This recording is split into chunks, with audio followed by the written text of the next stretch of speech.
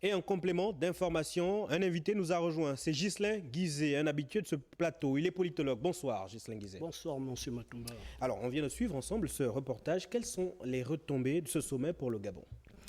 Écoutez, les retombées, il y en a suffisamment. Le président de la République, quand il est arrivé à la tête de notre pays, a apporté de l'espoir. Il est question pour lui de transformer le Gabon, diriger le Gabon vers des nations aussi supérieures que nous le constatons à travers le monde. Déjà, l'une des premières retombées, c'est que le Gabon avait été suspendu du Commonwealth en 2023. Et au cours de ce sommet, nous avons eu l'occasion de constater que le Gabon vient de réintégrer le Commonwealth. Ça nous donne, à partir de cet instant, une stature internationale, une stature diplomatique assez équilibrée pour les attentes du président de la République qui pense que le Gabon, ou qui impulse une vision pour une réelle transformation du Gabon à travers une politique qu'il est en train de mettre sur le terrain. Donc les retombées, il y en a suffisamment. Nous avons là des retombées diplomatiques qui relancent le Gabon sur la scène.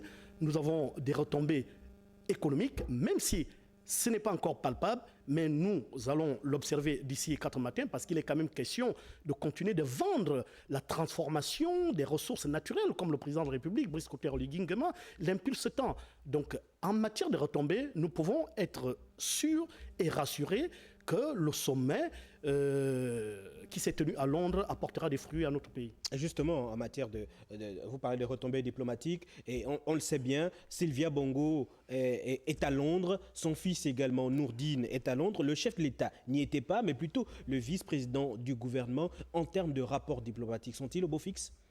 Oui, les rapports diplomatiques entre Londres et Libreville sont au beau fixe. Il est question pour le président de la République de cibler les agendas en fonction des opportunités, en fonction des ambitions qu'il se fixe.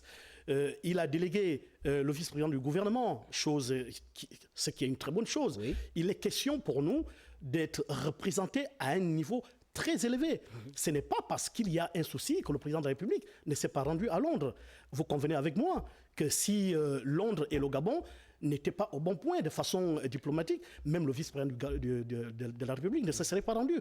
Donc, nous entretenons des rapports assez élogieux avec Londres, d'où la présence du vice-président du gouvernement qui s'est rendu.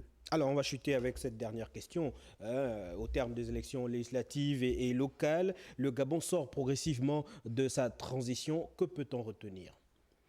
Écoutez, je pense que c'est le point focal du président de la République aujourd'hui. Le Gabon est en train de sortir de la transition. Parce que nous devons reconnaître que jusqu'à très récemment, jusqu'à maintenant, nous avons encore un Parlement qui est issu de la transition. Et nous avons organisé des élections très stables, des élections qui se sont déroulées dans de très bonnes conditions.